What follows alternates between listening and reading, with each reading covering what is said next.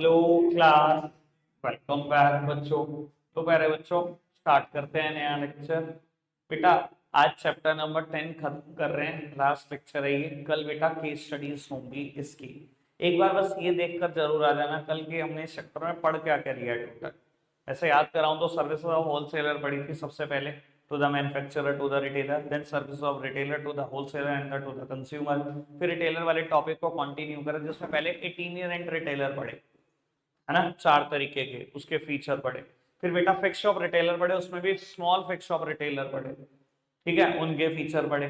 फिर बेटा हमने लार्ज फिक्स शॉप रिटेलर पढ़ने शुरू करे, departmental store, chain store, departmental और चेन स्टोर का डिफरेंस। उस दिन पढ़ा सुपरमार्केट, वेंडिंग मशीन पढ़ा टॉपिक, ठीक है ना। फिर जीएसटी पर वापसी कर गया, जीएसटी के बारे में सारा ज्ञान दिया। और आज बेटा वाइंड अप कर रहा हूँ। बेटा मेरे पास 2 टॉपिक बचते हैं छोटे छोटे। कल हमने लास्ट लेक्चर में बेटा जीएसटी के फीचर देख लिए, ठीक है ना। और इससे इंपॉर्टेंट कोई चीज नहीं है बेटा, अगर जीएसटी से कुछ भी आया तो वही टॉपिक पेपर में।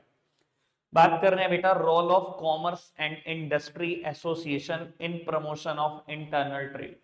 बेटा इंडिया में इंटरनल ट्रेड प्रमोट करने की जिम्मेदारी किसकी है? इंटरनल ट्रेड सब समझते हैं बेटा, वो ट्रेड जो मेरे देश की ज्योग्राफिकल बाउंड्री के अंदर हो रहा है वो इंटरनल ट्रेड है। कौन प्रमोट करता है, ठीक है, और कैसे प्रमोट करता है? देखो बेटा बहुत सारी ऑर्गेनाइजेशन एसोसिएशन बनी है जो इन चीजों को प्रमोट करती हैं, ठीक है। आप समझते हो एसोसिएशन का मतलब क्या होता है? सुना, ये कमेटी बनी, ये एसोसिएशन बनी, क्या होता है बेटा? बाबू देखो सारी कमेटियों का पर्पस थोड़ा सा अलग अलग होता है, ठीक है ना। लेकिन मैं आपको बता देता हूँ घूम फिर के ना सबका ऑब्जेक्टिव एक ही होता है। देखो कहीं भी अगर आप सोचो ना, एक अकेले आदमी में ना बेटा कोई स्ट्रेंथ नहीं है, एक अकेला आदमी कुछ नहीं कर सकता। तो हम एसोसिएशन जानबूझ के इसलिए बनाते हैं बेटा, कहीं ना कहीं हमारे साथ 1000 लोग, 500 लोग, 400 लोग इकट्ठे हो जाए, खड़े हो जाए इन जगह पर, ठीक है ना। मैं एक एग्जांपल देने की कोशिश करता हूं। एक ना सहारनपुर में एसोसिएशन है SCAA, Saharanpur chartered accountant association, ठीक है ना जी। सहारनपुर के चार्टर्ड अकाउंटेंट से मिलकर एसोसिएशन बनाई है, मैं भी उसका पार्ट हूँ, ठीक है। क्यों बनाई गई थी मैं ये भी बता देता हूँ आपको। किसी टाइम पर ना बेटा एक चार्टर्ड अकाउंटेंट है सहारनपुर के, वो गए जीएसटी डिपार्टमेंट में और इनकम टैक्स डिपार्टमेंट में, ठीक है। ये जो होते हैं ना बेटा इनकम टैक्स डिपार्टमेंट में काम कर रहे लोग या जीएसटी सरकारी नौकर हैं सारे, ठीक है। इनको पता है भाई हम कुछ भी कह सकते हैं, ठीक है। गलती से भी सामने वाले ने हमारे ऊपर हाथ उठाया, गिरबान में हाथ डाला, हम सरकारी अफसर हैं, तुरंत जेल हो जाएगी आदमी को, ठीक है जी। तो भैया अपनी मनमानी, ठीक है, किसी केस में कितनी रिश्वत मांग लो, कुछ ही कर लो भैया, ये ऐसे कर रहे थे, ठीक है जी। तो बहसबाजी होगी एक चार्टर्ड अकाउंटेंट की और बड़ी बदतमीजी हुई, यार बाद में उसका कोई हल नहीं निकला, क्योंकि वो सरकारी अफसर थे तो बेटा उनके हाथ में थोड़ी सी पावर ज्यादा ही थी। तो बाद में ना बेटा सारे सीएस ने मिलकर देखा कि यार ये ड्रामा तो लेकिन फिर किसी के साथ भी हो सकता है, तो सबने मिलकर एसोसिएशन बना ली। आज की तारीख में बेटा 100 प्लस सीएस के मेंबर है। अब बेटा मैं बताता हूँ लेटेस्ट इंसिडेंट 6 महीने पहले क्या हुआ। ऐसे ही किसी सीएस है ना, एक इनकम टैक्स अधिकारी ने रिश्वत मांग दी। उन्होंने क्या करा, बस मैसेज करा ग्रुप में कि ये इंसिडेंट हो रहा है और बदतमीजी हो रही है। 100 लोग इकट्ठा हो गए भाई साहब, धरना देना शुरू कर दिया इनकम टैक्स डिपार्टमेंट के बाहर। अब भैया एक आदमी में स्ट्रेंथ नहीं है, बट यूनिट इज स्ट्रेंथ। अब 100 आदमी हो बेटा, आपकी बात सुनी जाएगी, पक्की बात है। सिर्फ आधा घंटा लगा, कमिश्नर ऑफ इनकम टैक्स ने सस्पेंड कर दिया उस अधिकारी को, सिर्फ आधे घंटे, क्योंकि इतनी भीड़ इकट्ठी होगी वहां पर, धरने शुरू हो गए, इतनी प्रेस पहुंच गए, इतने रिपोर्टर पहुंच गए कि दिक्कत हो गई। समझ में आ रहा है बेटा, कहीं ना कहीं यूनिटी स्ट्रेंथ है, मानते हो इस चीज को? तो बेटा ऐसे ही कोई कुछ एसोसिएशन ऐसी हैं बेटा जो देश में इंटरनल ट्रेड को प्रमोट करने का काम करती हैं, ठीक है। मैं छोटे लेवल की एसोसिएशन बताता हूं बेटा। छोटे लेवल की एक एसोसिएशन का नाम लेता हूं, सहारनपुर उद्योग व्यापार प्रतिनिधि मंडल, ठीक है, सहारनपुर का व्यापार मंडल, ठीक है। किस लेवल पे काम करता है? सहारनपुर लेवल पे काम करता है। अच्छा, व्यापारियों की बात पहुंचाई जाती है गवर्नमेंट तक? बिल्कुल पहुंचाई जाती है। और गवर्नमेंट की भी कुछ बात व्यापारियों से मनवाई जाती है? बिल्कुल मनवाई जाती है। बेटा एसोसिएशन का काम ही यही होता है, अगर किसी गवर्नमेंट ने कुछ काम निकलवाना है ना व्यापारियों से, सबको नहीं बुला सकते। कैसे बुला लोगे भैया सबको? एक एक करके सबको मीटिंग में बुलाओगे? अगर मैं कहूँ 50,000 दुकानें हैं, सारे 50,000 लोगों को बुला के डिसाइड करा पाओगे? कुछ नहीं। क्या करती है बेटा गवर्नमेंट, अगर कोई काम निकलवाना होता है लोकल लेवल की गवर्नमेंट ने व्यापारियों से, तो बेटा जो भी एसोसिएशन बनी हुई है उनके प्रधानों को बुलाया जाता है, उनको समझाया जाता है ये काम निकलवा के देना, वो काम निकलवा के देते हैं। लेकिन अगर व्यापारियों की ऐसे ही कोई मांग है और वो लोकल लेवल गवर्नमेंट से निकलवानी है, तो ये बेटा यही मांग पूरी करवाते हैं, यही एसोसिएशन के मेंबर कराते हैं, यानी कि बेटा मिडल मैन की तरह काम करते हैं। मैं एक एग्जांपल देता हूं आपको। आपको याद है बेटा जब कोविड बहुत भयंकर था, जब वो हटा तो कहीं ना कहीं बेटा एक डिसाइड हुआ कि ओड एंड इवन शॉप्स खुलेंगे। आपको याद है कि ऐसा हुआ था बेटा, साइबर में ओड एंड इवन शॉप्स खुल रही थी, याद है? आपको क्या लगता है किसने इंप्लीमेंट कराया था? खुद हो गए इंप्लीमेंट ऑटोमेटिकली। और किसने डिसाइड करा होगा, कैसे डिसाइड किया होगा? भैया डीएम साहब, एसएसपी साहब ने मीटिंग में बुलाया, व्यापार मंडल के जो भी हेड हैं उन सबको बुलाया, मीटिंग में डिसाइड हुआ कि आप ऐसा करवा के दोगे। उन्होंने अपने सारे ग्रुप में सर्कुलेट करा कि ऐसा होना चाहिए और वैसा ही हुआ। अब लोकल लेवल गवर्नमेंट कुछ मनवाना चाह रही थी तो उनकी हेल्प लेकर मनवाया, ठीक है ना? और ऐसे ही बेटा मैं बताता हूँ, सहारनपुर घंटा घर की हालत ना 1 साल तक वो रोड टूटी रही है, अगर आपको थोड़ा सा ध्यान हो। घंटाघर पे हालत एक बार बहुत खराब थी, हिंदी मीडियम सोफिया के आसपास की बात कर रहा हूं मैं, हनुमान मंदिर से आगे चले जाओ। अब व्यापारी बहुत परेशान हो रहा था, ये बार बार पहुंचते थे वहां पर। और बाबू मैं बता देता हूँ, ये लोकल लेवल ही एसोसिएशन थी जिन्होंने बार बार मीटिंग कर करके बेटा उस रोड को जल्दी तैयार करवाया। तो कुछ मांगे व्यापारियों की गवर्नमेंट के सामने रखना, और कुछ बेटा गवर्नमेंट की बातें व्यापारियों से मनवाना, ये काम होता है एसोसिएशन का। और यही काम अगर बड़े लेवल पे होता है तो उसे हम प्रमोशन ऑफ इंटरनल ट्रेड कहते हैं बेटा, ठीक है जी? बड़े लेवल की एसोसिएशन के नाम बता दो बेटा। बड़े लेवल की एसोसिएशन 3 है, ठीक है जी? पहले शॉर्टकट और फिर लॉन्ग कट। शॉर्टकट में बेटा एक को बोलते हैं हम आइसोचैम, एक को बोलते हैं CII, आइसोचैम, CII, और बेटा फिकी, ठीक है? बिल्कुल मिट्टी नहीं है ये, फिकी। 3 एसोसिएशन है बेटा, ठीक है? आइसोचैम की फुल फॉर्म है association of chamber of commerce and industry. Association chamber of, ये वर्ड एसोसिएशन को रिप्रेजेंट कर रहा है, ये चैम्बर को। Association chamber of commerce and industry, confederation of Indian industries and federation of Indian chamber of commerce and industry. बेटा 3 association है, association के नाम ही है, नाम में कुछ नहीं रखा बेटा, काम में सब कुछ रखा। काम समझना, इनके फंक्शनिंग समझना कैसे काम करते हैं, ठीक है ना जी? मैंने फंक्शनिंग वैसे ओवरव्यू तुम्हें दे दिया, जो जो काम लोकल लेवल पे होता है बेटा वही काम ये नेशनल लेवल पे करती है, ठीक है ना? आपकी नॉलेज के लिए बता देता हूँ, निर्मला सीतारमन जी भी, मतलब हमारी करंट फाइनेंस मिनिस्टर, जिस दिन बजट लाती है उससे 15-20 दिन पहले इन सबकी मीटिंग में होती है। बताओ कोई मांग है तो बताओ, व्यापारियों को कोई कहीं दिक्कत आ रही है व्यापार करने में, किसी में कहीं पर टैक्स छूट चाहिए, कहीं पर कोई और एडवांटेज चाहिए, सब्सिडी चाहिए, हमें बताओ। ये नेशनल लेवल की ऑर्गेनाइजेशन है, गवर्नमेंट को भी आके बार बार मीटिंग करनी पड़ती है। समझ में आ रही है बेटा बात?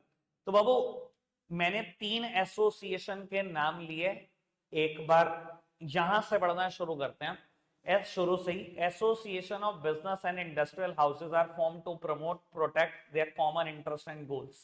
बेटा बहुत सारे बिग बिजनेस हाउसेस, इंडस्ट्रीज क्या करते हैं, एसोसिएशन को बताते हैं ताकि उनका इंटरेस्ट प्रोटेक्टेड रहे।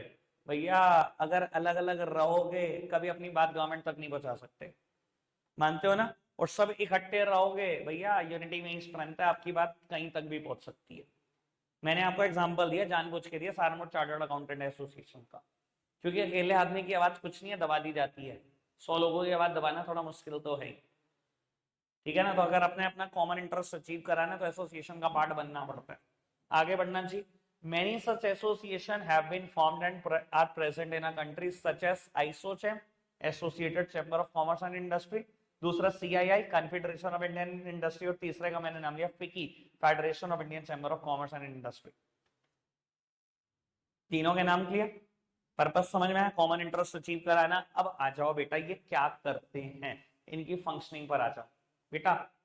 कुछ बातें सरकार इन्हें कहती है व्यापारियों से मनवा कर दो, मनवा कर देते हैं। कुछ बातें व्यापारी कहते हैं सरकार से मनवा कर दो, मनवा कर देते हैं, ठीक है जी? अब वो बातें क्या हैं देख लेते हैं। सबसे पहले inter state movement of goods. ये बेटा ये मैं बता देता हूँ, ये टॉपिक आज नहीं लिखा गया यहाँ पर, 2008-9 मेरी 11th थी, मैंने भी यही पढ़ा, ठीक है जी? और मुझे नहीं पता उससे पहले कब लिखा गया होगा, ठीक है? मैं फंक्शनिंग बता देता हूँ फिर भी। Inter state movement of goods, inter state movement of goods समझते हैं बेटा?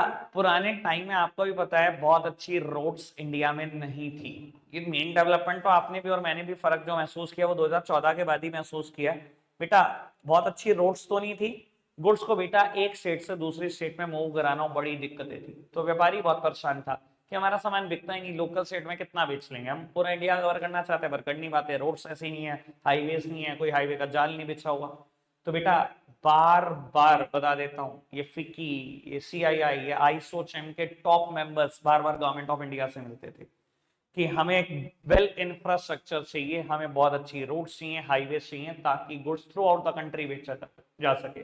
और आपको बता देता हूं बेटा, क्वाड्रिलेटरल हाईवे की अनाउंसमेंट आइसोचेम की मीटिंग में करी थी खुद पीएम ने, जो उस टाइम पे पीएम रहे थे, और बहुत सारे हाईवेज के उसके बाद बनने शुरू हो गए। तो व्यापारियों की बात सुनी जा रही है, ये तो देख रहे हो आप, ठीक है जी। ऐसे ही बेटा उनकी बात भी सुनी जाएगी, ऐसा नहीं सिर्फ व्यापारियों की बात, गवर्नमेंट की बात भी सुनी जाएगी। ये लो मैं बताता हूं आपको बेटा, octroi and other local levies, ठीक है जी, ये वर्ड आ चुका है अकाउंटेंसी में, मैंने जब आया था अकाउंटेंसी में तब भी बोला था कि बीएसटी में वर्ड रिपीट जरूर होगा।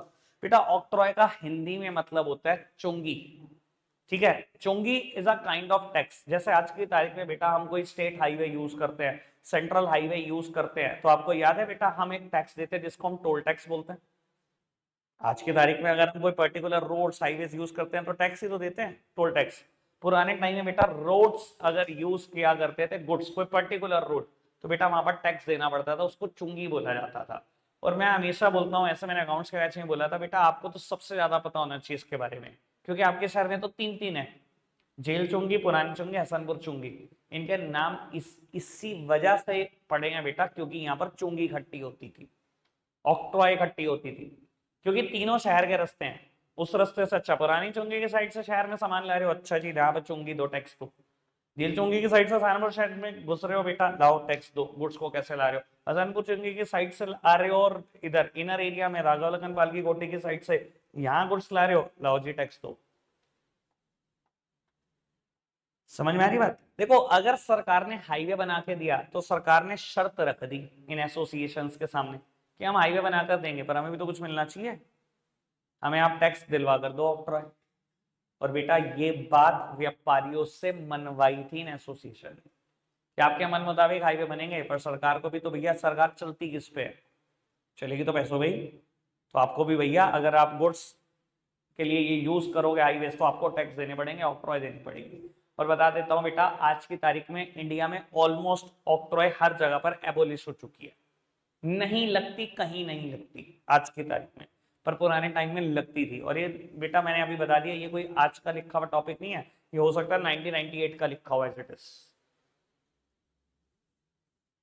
ठीक है। 2008-9 में तो मैंने पढ़ा है, मुझे लगता है 10 साल पहले ही ना लिखा गया होगा।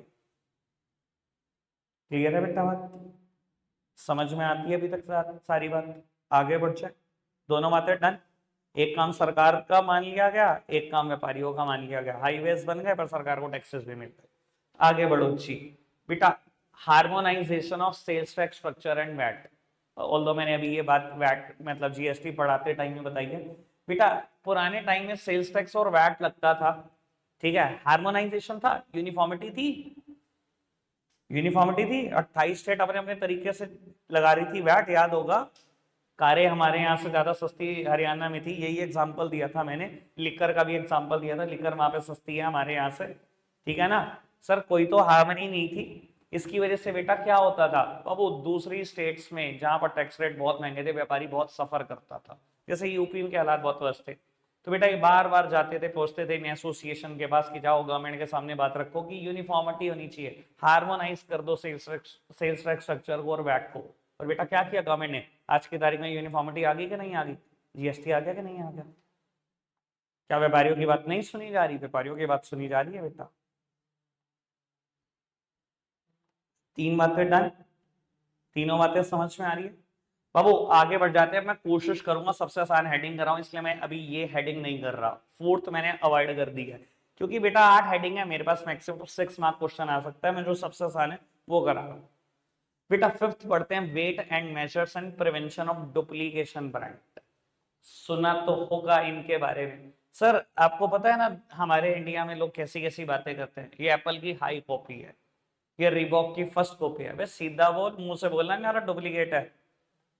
ये क्या होता है हाई कॉपी, ये होता है फर्स्ट कॉपी, तेरी ऐसी है तैसी, सीधा बोल।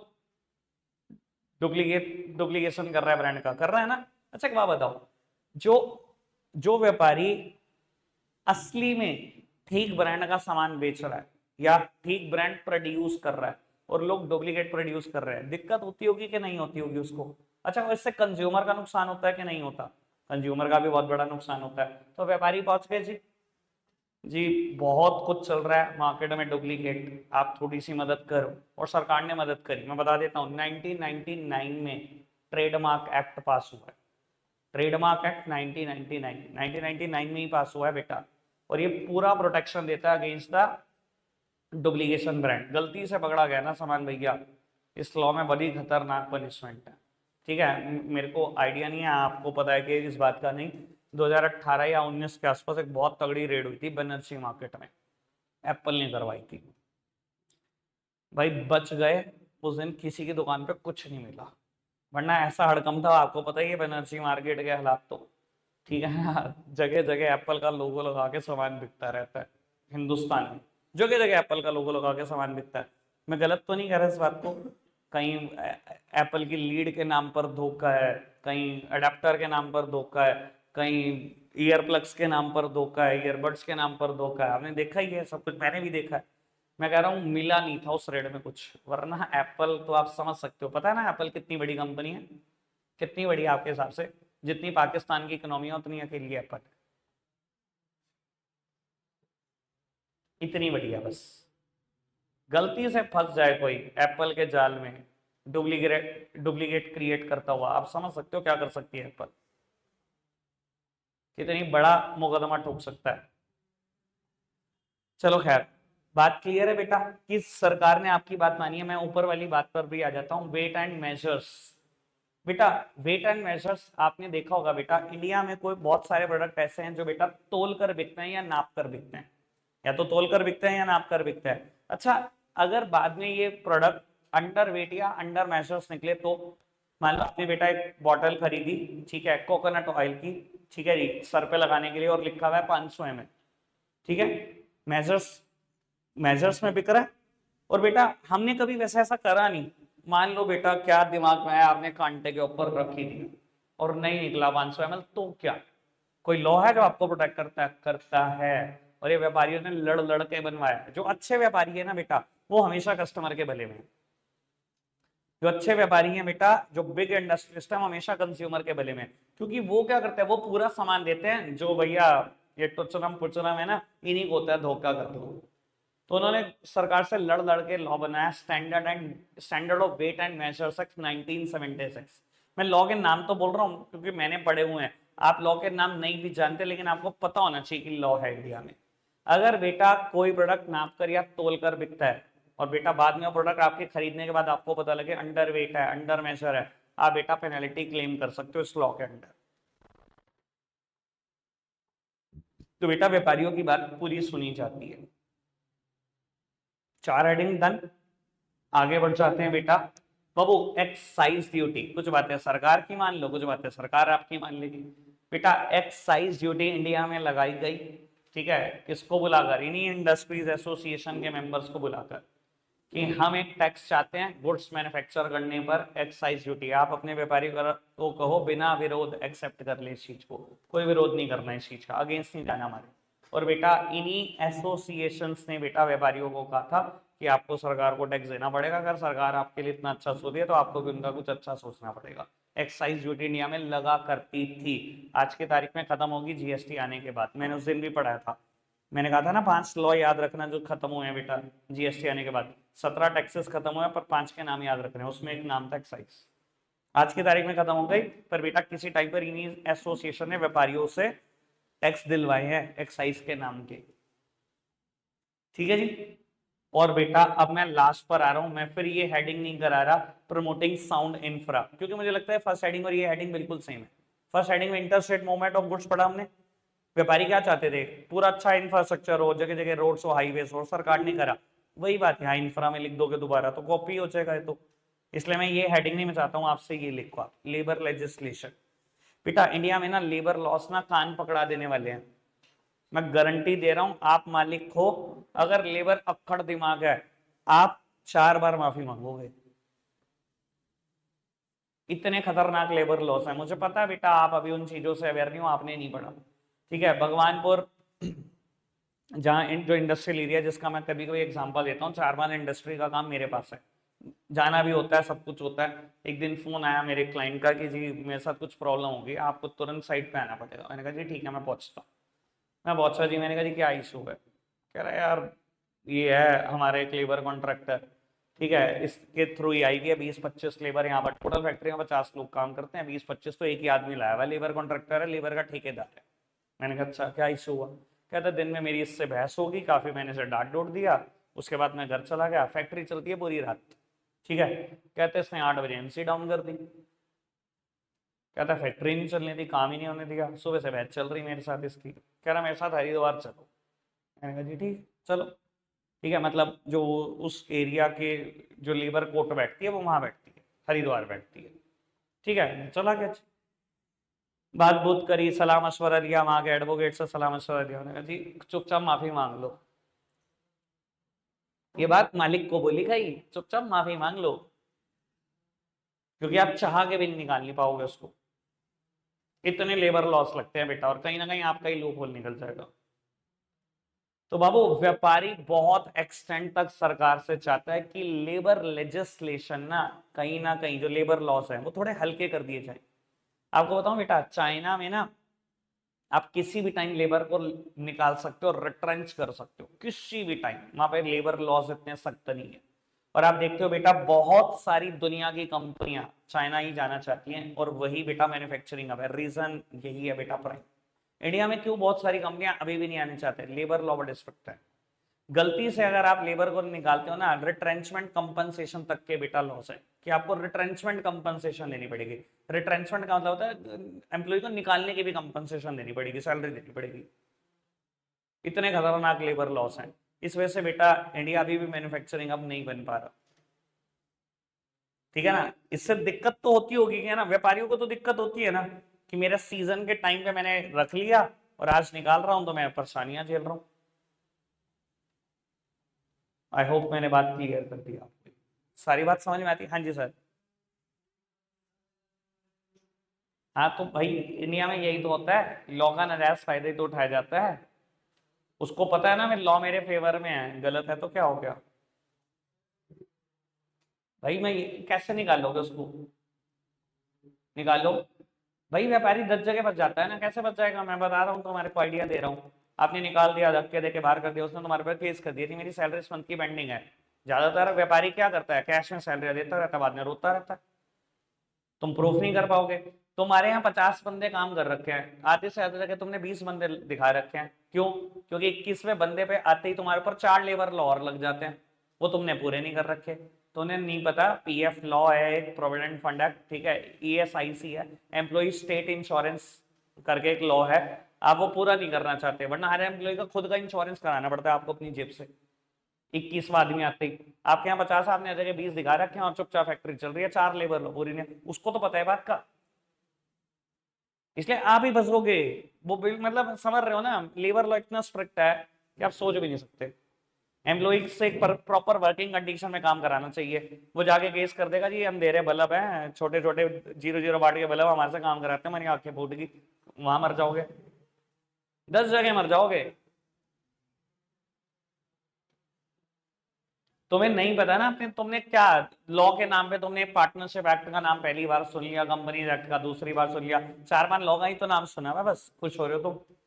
200 पढ़े हुए हैं पूरे,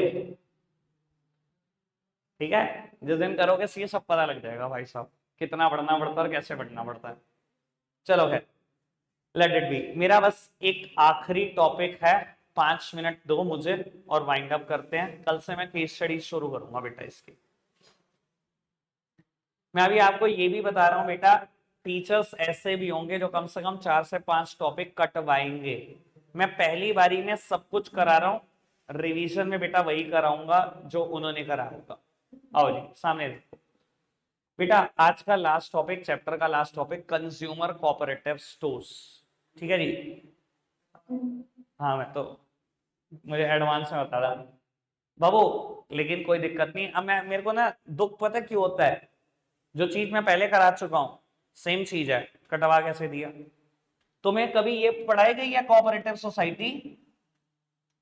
तो ये और क्या है जो मैं अभी पढ़ने वाला हूँ? कोऑपरेटिव सोसाइटी है, इसके 6 पार्ट होते थे, है ना? एक सोसाइटी होती थी कंज्यूमर कोऑपरेटिव सोसाइटी, यही है, सेम कट कॉपी पेस्ट।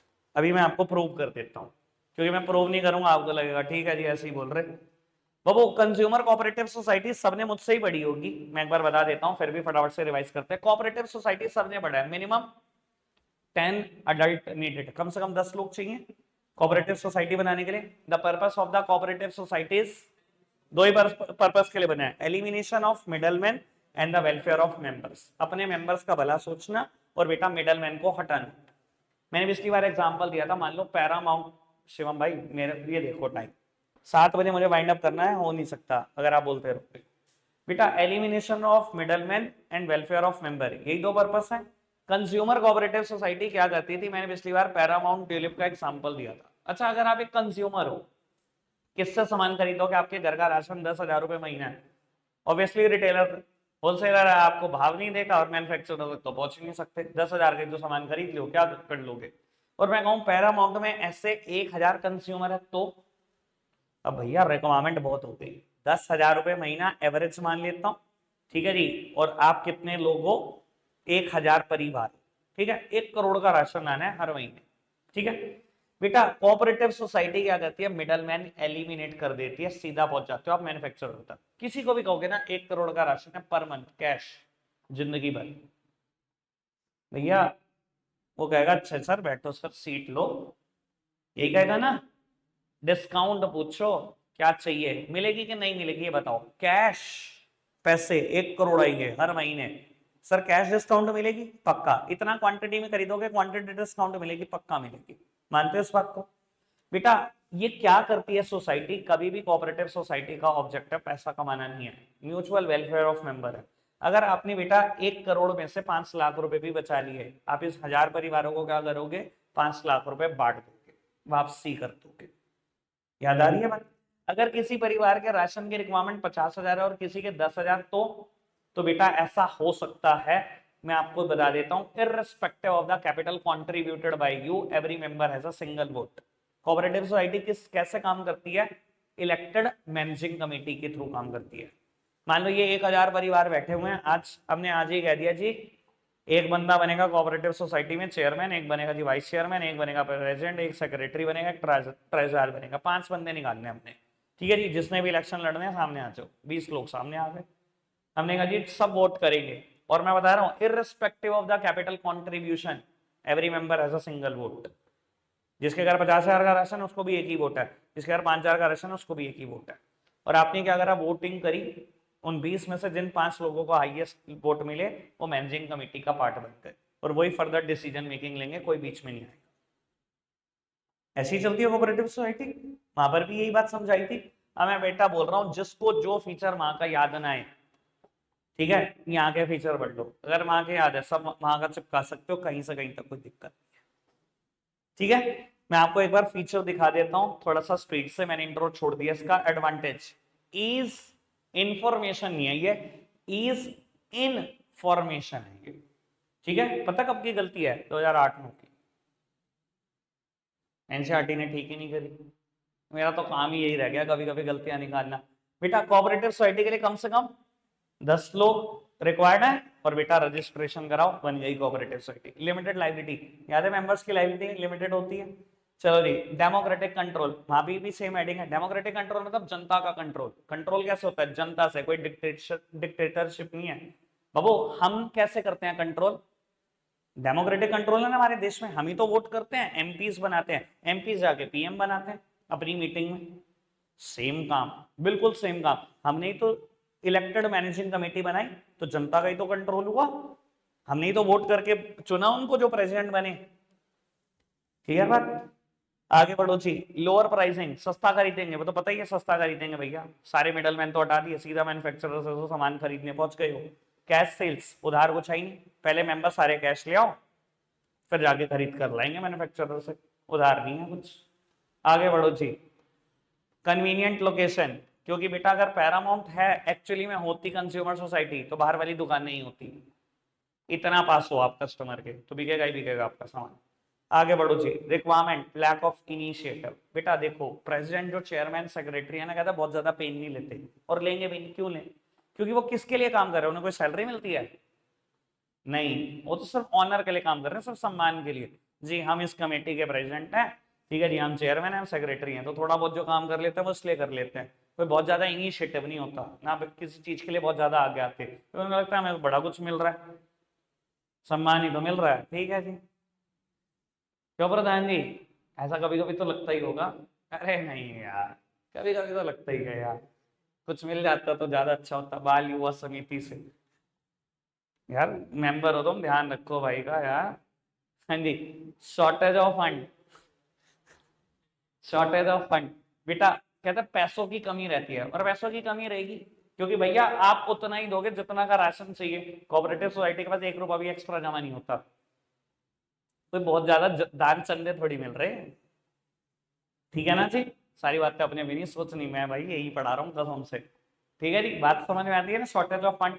बेटा अगेन शॉर्टेज ऑफ फंड से लिंक्ड ये पॉइंट है, कहता है लैक ऑफ पेट्रोनेज। पेट्रोनेज मतलब होता है फाइनेंशियली प्रोटेक्ट करना। वो कोई बहुत ज्यादा फाइनेंशियली प्रोटेक्शन नहीं देता कोऑपरेटिव सोसाइटी को। सबने कहा जी ये 10,000 मेरा राशन चाहिए, ये नहीं 9500 का भी आ जाए, 500 कैसे फालतू दे दूं मैं। तो कोई फाइनेंशियली प्रोटेक्ट नहीं करता कोऑपरेटिव सोसाइटी को, मतलब पैसों की कमी है। अगेन दोनों पॉइंट सेम ही है। And last one lack of business training. अच्छा एक बात बताओ बेटा, जो लोग ऊपर आकर मेंबर बन गए हैं, 6 लोग 5 लोग, जो मैंने अभी एग्जांपल दिया, आपको पता है इंडिया में कल्चर क्या है? बाबू कोई भी इलेक्शन लड़ सकता है, अनपढ़ गधा कोई भी इलेक्शन, जेल में बैठा हुआ क्रिमिनल। लॉ तो ऐसा ही है इंडिया का। जेल में बैठे हुए लोग इलेक्शन लड़ लेते हैं, बताओ, और जीत भी जाते हैं ऐसे ऐसे गधे। मतलब लोग भी नहीं सोचते डेवलपमेंट करेगा कैसे, जेल से तो बाहर आने का नहीं 5 साल। तो भैया बात यही है कि इलेक्शन कोई भी लड़ सकता है। अब हमने 1000 परिवारों को, किसने इलेक्शन लड़ना है? 20 लोग सामने आ गए, कहीं अनपढ़ थे और जीत गए क्योंकि लिंक अच्छे थे। अब जीत गए, उनके पास बिजनेस की ट्रेनिंग है, कैसे खरीदेंगे सामान, किस मैन्युफैक्चरर से खरीदेंगे, कैसे डिस्काउंट की मांग करनी है, कुछ नहीं आता। तो बेटा बस इनका बिजनेस तो आराम भरोसे है, क्योंकि बिजनेस ट्रेनिंग नहीं है उनके पास। आई होप सारी बातें क्लियर है। पढ़ लेना, कोई प्रॉब्लम है पूछ लेना। मैंने इसलिए उड़ा दिया क्योंकि मुझे पता है बहुत सारे स्कूल इसको, और मजाक की बात यह है कि कोऑपरेटिव सोसाइटी करा देंगे, ये कटा है टॉपिक। भाई पढ़ लिख लेते हैं, ये दिन ना देखना पड़ता। चलो रखते हैं, आज के लिए इतना ही है प्यारे बच्चों। बाय।